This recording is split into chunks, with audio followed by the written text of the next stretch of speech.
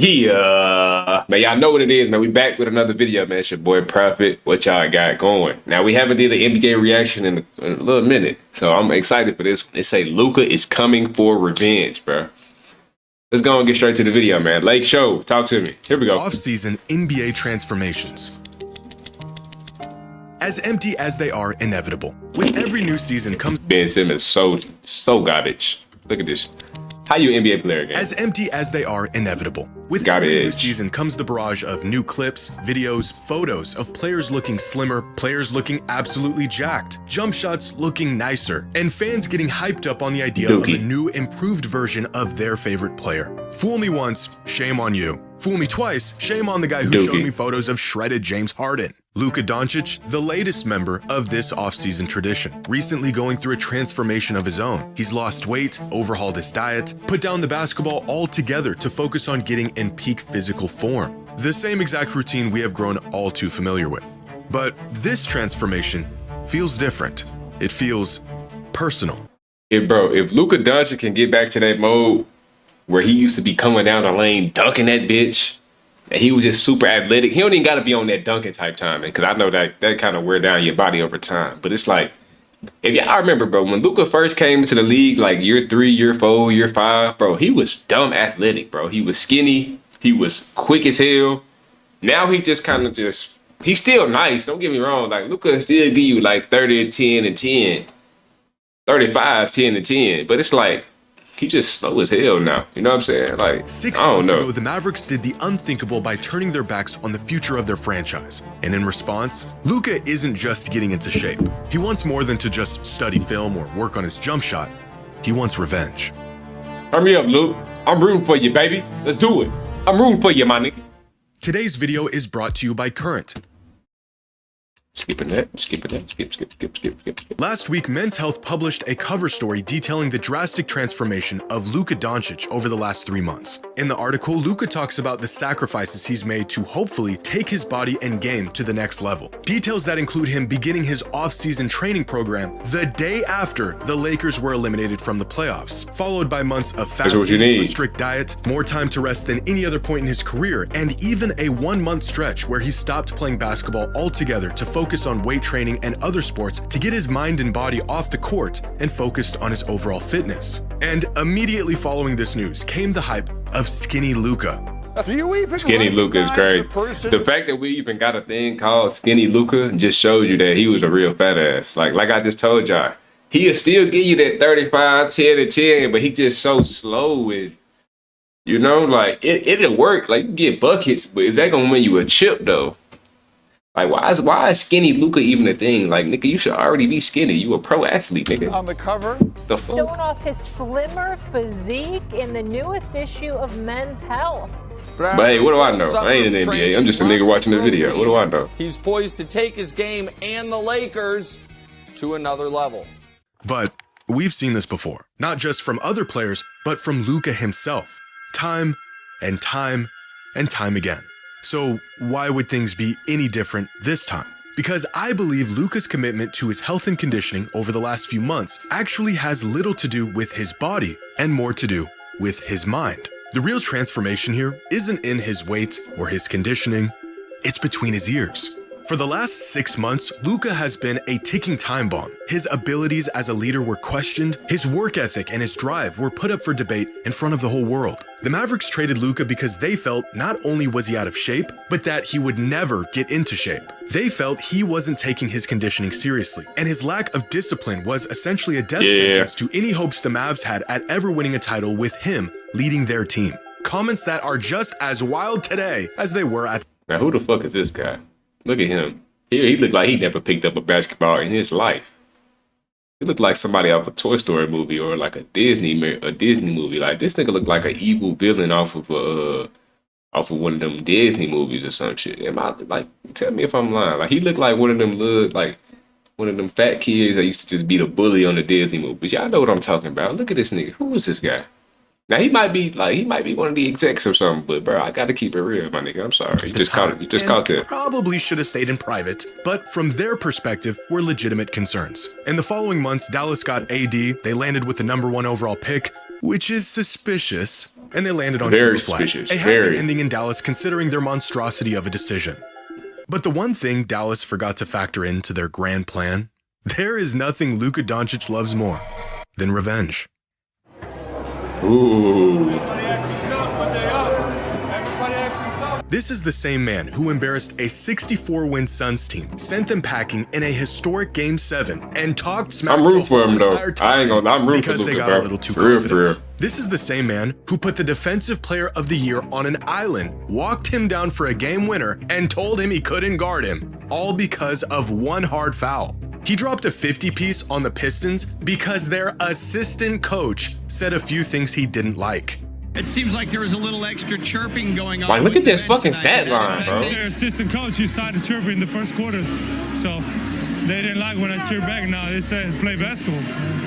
If they're gonna chirp at me, I'm gonna chirp back. I ain't scared. For every snide remark, I like every him, bro. I unsightly like Luka, gesture, man. For real, comes for a real. I'm rooting Luka for him, bro. masterclass as a result of the unfortunate soul who thought it was a good idea to cross him. You want to take a wild guess at who he scored the most points against last season? That's right.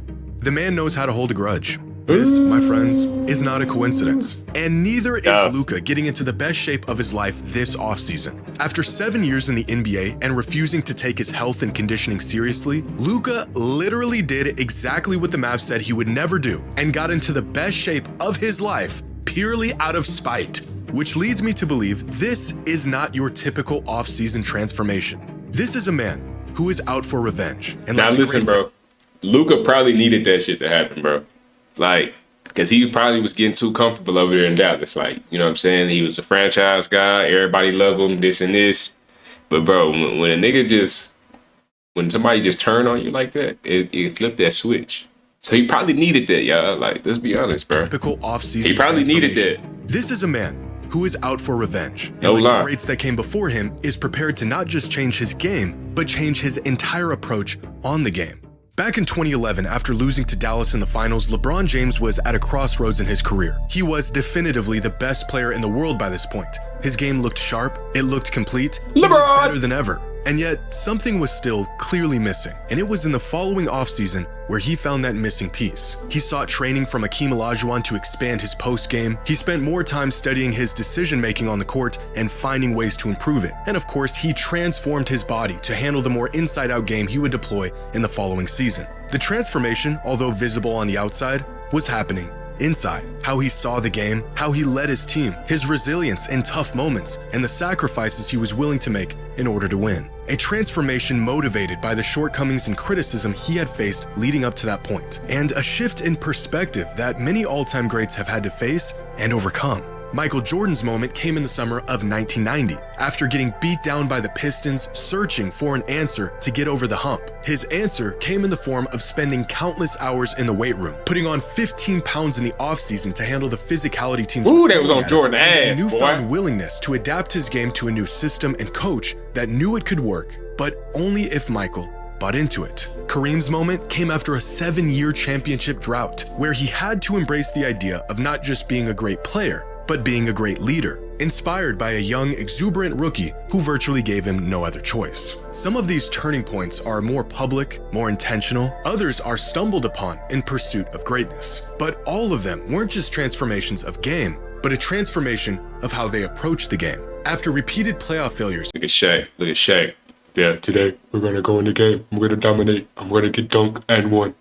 They can't guard me. of game, but a transformation of how they approach the game. After repeated playoff failures and constant criticism about his work ethic and conditioning, Shaq's moment came in the summer of 1999. With Phil Jackson as the new coach in LA, Shaq showed up in the best shape of his life, leaned into the triangle offense, and for the first Coach, time, tell me what to do. fully I'll bought do it. into not Whatever just you need, I dominating, got you. but winning. Coach, the let me know. transformation was visible in his I'm body, gonna dunk. but the I'm gonna change dunk that it. really mattered happened to his mind. I want championship. For Kobe, I want to his win. moment came at rock bottom, with the departure of Shaq and missing the playoffs entirely in 2005. In the years that followed, he began to reshape not just his body, but his identity as a leader. A transformation that brought upon a completely new era. Yeah, sometimes change is a good As thing, Kobe bro. said at the For real. time, his number changed, but the real shift happened in his mindset. He learned how to elevate teammates rather than just outscore opponents. A change that gave Kobe the tools to lead his team in ways that never quite showed up in the box score. All of these players, despite their game-breaking abilities and undeniable I'm gonna impact end on the one game, dunk. had to face the uncomfortable reality that if they wanted to win, something needed to change. A reality that Luka is facing at this moment in his career in more ways than one. Jokic, Giannis, Shea, Embiid, Tatum. What do all of these players have in common? They are all generational talents of the current NBA era. I don't know about that one. Embiid always hurt. I guess we could say that. But are we really calling Embiid a generational star? The nigga always hurt, bro. He nice. Don't get me wrong. Like, Embiid is nice. He's really like that. But bro, the nigga just hurt all the fucking time, bro. But they also share something else in common. All of these players have won at least one of these milestone awards through the first 8 seasons of their career. MVP, Finals MVP, and or a championship.